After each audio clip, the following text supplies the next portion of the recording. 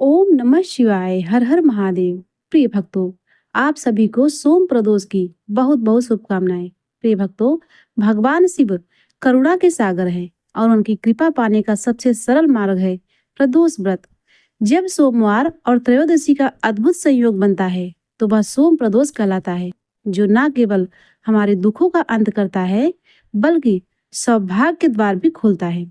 आज मैं आपके लिए स्कंद पुराण में वर्णित एक ऐसी चमत्कारी कथा लेकर आई हूँ जो हमें सिखाती है कि महादेव की भक्ति से खोया हुआ राजपाट और सम्मान कैसे वापस मिल सकता है।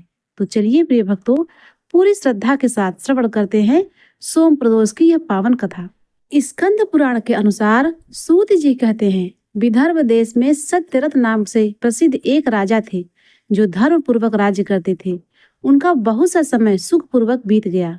एक समय साल्व देश के राजाओं ने विदर्भ देश पर आक्रमण कर दिया। उनके बीच भयंकर युद्ध हुआ। दोनों पक्षों की बहुत सी सेना मारी गई, परंतु अंत में विदर्भ देश के राजा भी उनके हाथों से मारे गए।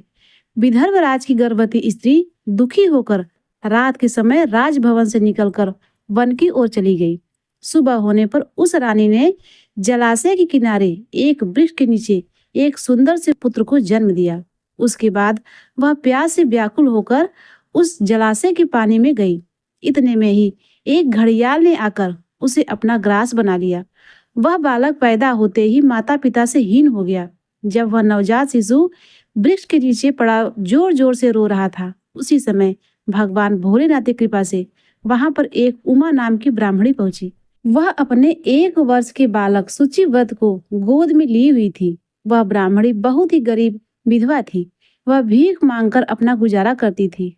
उस बालक को रोते हुए देखकर उसने मन में ही सोचा, अरे यह तो बड़ी हैरानी की बात है कि नवजात शिशु जिसकी अभी तक नाल भी नहीं कटी हुई है, यह यहाँ पर पड़ा हुआ इसकी माता कहाँ चली गई। जब वह ब्राह्मणी सोच में डूबी हुई थी, उसी समय वहां से एक सन्यासी गुजरे।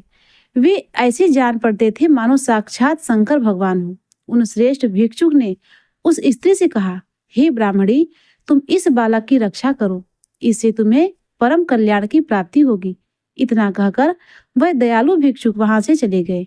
उनके जाने के बाद ब्राह्मणी उस बालक को लेकर अपने घर की ओर प्रस्थान कर गई। वह ब्राह्मणी एक चक्र नामक नगर में निवास करती थी। उसने ब्राह्मण बालक के समान ही उसका पालन पोषण किया और उसका नाम धर्मगुप्त रखा। वह भिक्षक से अन्न से ही अपने पुत्र और राजकुमार दोनों को पालने लगी। एक दिन वह ब्राह्मणी उन दोनों बालकों को लेकर भीख मांगती हुई देव मंदिर में चली गई। उस समय वहां पर सांडिल्य मुनि पधारे हुए थे।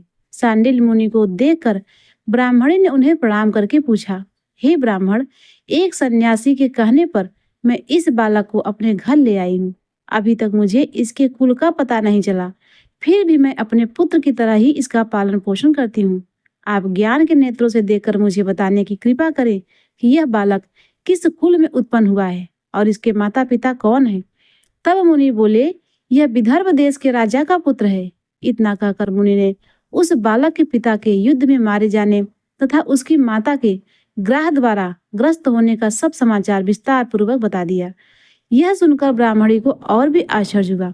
फिर उसने प्रश्न किया कि हे महामुनि, वह राजा सभी भोगों को छोड़कर युद्ध में मारे गए और इस बालक को यह दरिद्रता कैसे प्राप्त हुई? यह अपने राज्य को कैसे प्राप्त करेगा? यह तो मेरे पुत्र की तरह ही भिक्षा के अन्न से ही जीवित है। इसकी दरिद्रता का निवारण क्या है? तब सांडिल्य मुनि बोले, इस राजकुमार के पिता विदर्भ राज पूर्व जन्म में पांड्य देश के राजा थे। एक दिन प्रदोष काल में राजा बड़े भक्ति भाव से त्रिलोकीनाथ महादेव जी का आराधना में मग्न थे। उसी समय उनके नगर में बड़ा भारी कोलाहल मचा। शोर को सुनकर राजा ने बीच में ही भगवान शंकर की पूजा को छोड़ दिया और राजभवन से बाहर निकल गए। इसी समय राजा का मंत्री शत्रु को पकड़कर उनके समीप ले आया। वह शत्रु पांड्य राज्य का सामंत था। उसे देखते ही राजा ने क्रोध पूर्वक उसका मस्तक कटवा दिया। शिव पूजा छोड़कर नियम को समाप्त किए बिना ही राजा ने रात में भोजन भी कर लिया। इसी प्रकार राजकुमार भी प्रदोष काल में शिव की पूजा किए बिना ही भोजन करके सो गया। वही राजा अगले जन्म में विदर्भ राज हुआ। शिव पूजा में विघ्न होने के कारण ही शत्रुओं ने उसको सुख भोग के बीच में ही मार डाला। पूर्व जन्म में जो उसका पुत्र था, इस जन्म में भी राजा का वही पुत्र भगवान शिव की पूजा का उल्लंघन करने के कारण यह दरिद्रता को प्राप्त हुआ है। इसकी माता ने पूर्व जन्म में छल से अपनी सौत को मार डाला था। उस महान पाप के कारण वह इस जन्म में ग्रह के द्वारा मारी गई। हे ब्राह्मणी, तुम्हारा पुत्र पूर्व जन्म में भी एक ब्राह्मण था। इसने अपना सारा जीवन केवल दान लेने में ही बिताया, यज्ञ आदि सत्कर्म नहीं किए, इसीलिए यह दरिद्रता को प्राप्त हुआ है। उस दोष के निवारण के लिए अब यह भगवान शंकर की शरण में जाए। यदि यह दोनों बालक प्रत्येक त्रयोदशी के दिन भगवान शंकर का पूजन करते रहें तो वर्ष भर के भीतर ही इनकी दरिद्रता का निवारण होगा तथा राज सुख की प्राप्ति भी होगी। इस प्रकार शरण में आए हुए ब्राह्मणी को मधुर वचनों द्वारा आश्वासन देकर सांडिल्य मुनि ने उन दोनों बालकों को भगवान शंकर की आराधना के मंत्र का उपदेश दिया। उसके बाद ब्राह्मणी अपने दोनों बालक को लेकर वहां से चली गई। 4 मास बाद एक दिन ब्राह्मण पुत्र नदी में स्नान करने गया। वहां उसे धन से भरा हुआ एक घड़ा मिला, जिसे लेकर वह अपनी माँ के पास गया। धन से भरे हुए घड़े को देखकर वह खुश हो गई और उसने कहा, इसे अपने भाई के साथ आधा आधा बांट लो। मगर धर्मगुप्त ने इसमें हिस्सेदारी से मना करते हुए कहा, मैं किसी अन्य के भाग का भागी नहीं हो सकता। प्रत्येक व्यक्ति स्वयं के कर्म का फल भोगता है।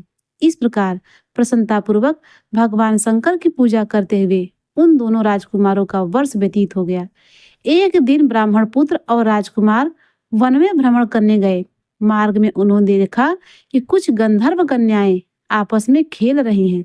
ब्राह्मण कुमार वहीं पर रुक गया और राजकुमार से बोला, हमें इससे आगे नहीं जाना चाहिए, यह किसी को भी अपनी ओर आकर्षित कर सकती हैं। मगर राजकुमार निडर होकर आगे बढ़ता गया। एक दिन गंधर्व कन्या ने राजकुमार धर्मगुप्त को देखा तो वह उसके प्रति आकर्षित हो गई। उसने अपने सभी सखियों को भेज दिया और राजकुमार के पास आने की प्रतीक्षा करने लगी। उसे अकेला देखकर राजकुमार उसके पास गया और उससे बातचीत शुरू कर दी। राजकुमार ने बताया कि मैं विदर्भ देश का राजकुमार हूँ। मेरे माता पिता अभी संसार में नहीं है और शत्रुओं ने हमारा राज्य पर कब्जा कर लिया है। कन्या ने अपना परिचय देते हुए बताया कि मैं द्रविड़ नाम गंधर्व की पुत्री हूँ। मेरा नाम अंशुमति है और मैं गायन में प्रवीण हूँ। उसने यह भी कहा कि मैं आपसे विवाह करना चाहती हूँ। इतना कहकर उसने अपने मोतियों की माला निकालकर राजकुमार को पहना दी। तब राजकुमार ने कहा कि तुम राजपाट गवा चुके राजकुमार के साथ कैसे रह पाओगी और अपने माता पिता की अनुमति के बिना तुम मेरे साथ कैसे आ सकती हो। इस पर अंशुमति बोली, चाहे जो हो जाए मैं वही करूंगी जो मैं चाहती हूँ। तुम 2 दिन बाद प्रातःकाल यहाँ मुझसे मिलने आना।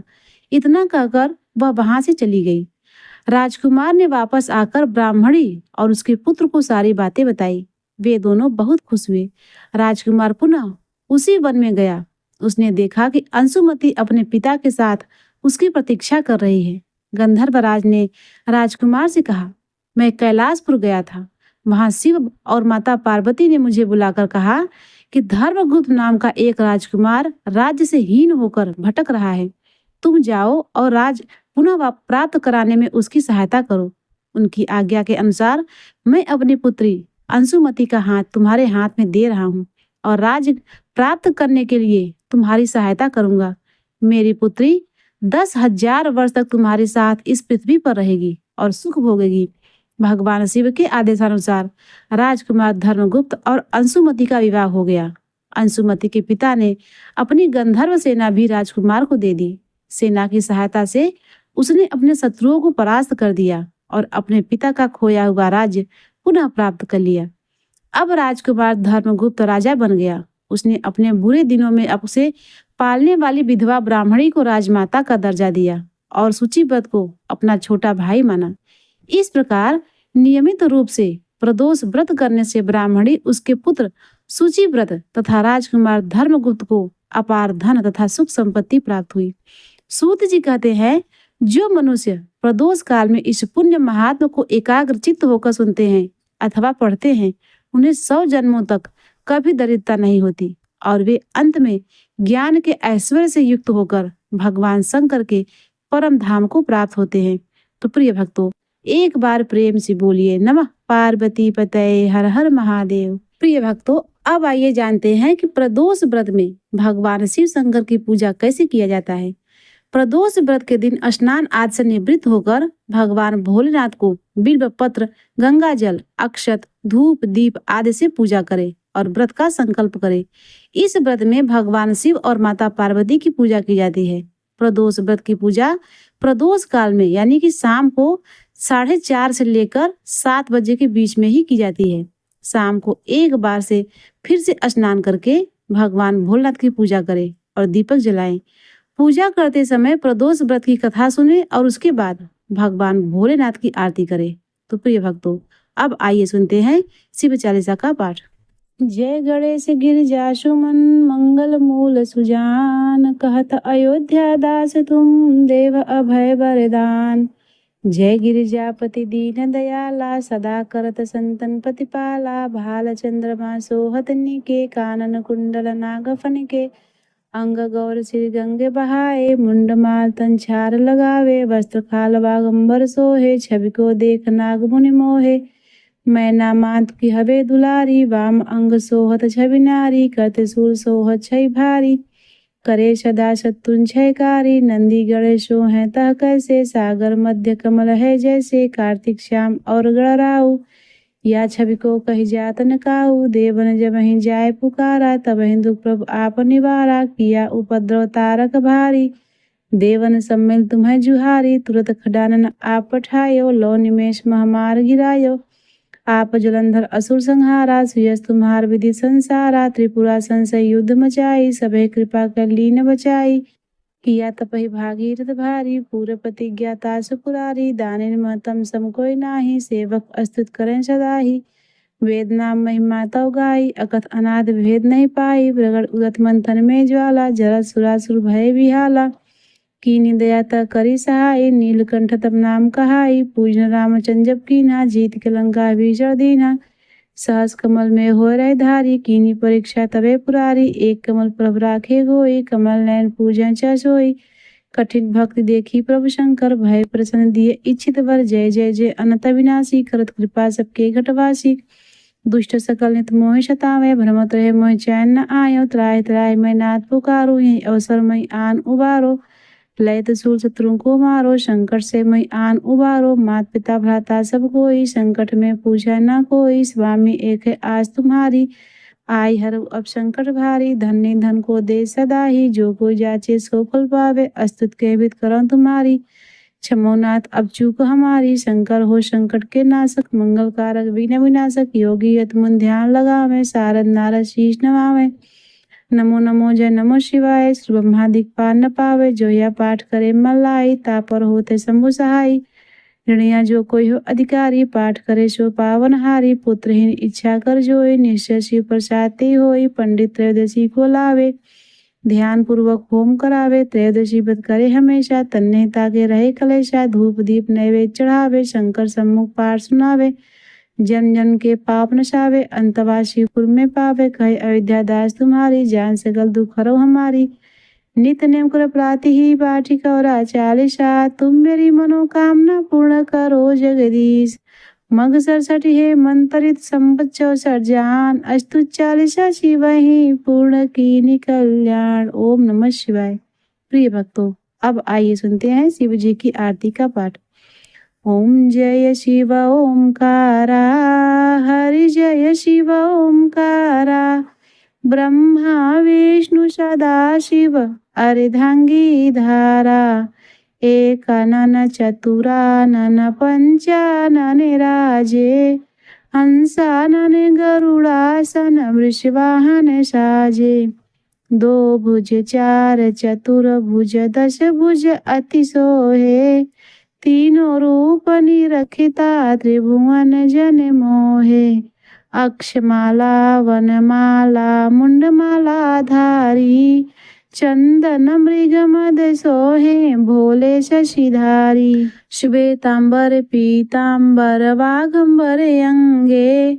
सनकादिक प्रभुतादिक भूतादिक संगे कर में मध्य कमंडल चक्र त्रिशूल धरता जन करता जग भरता जग संहार करता ब्रह्मा विष्णु सदा शिव जानत अविवेका स्वर्णाक्षर में शोभित ये तीनों एका त्रिगुण स्वामी जी की आरती जो कोई नर गावे कहत शिवानंद स्वामी सुख संपत्ति पावे जय शिव ओंकारा हर जय शिव ओंकारा कर्पूरे गौरम करुणावतारम संसार सारम भुजगेन्द्रहारम सदा वसंतं हृदयारविन्दे भवं भवानी सहितं नमामि त्वमेव माता च पिता त्वमेव बन्धुश्च सखा त्वमेव विद्या द्रविणं त्वमेव सर्वं मम देव देव। तो प्रिय भक्तों, एक बार प्रेम से बोलिए नमः पार्वती पतये हर हर महादेव।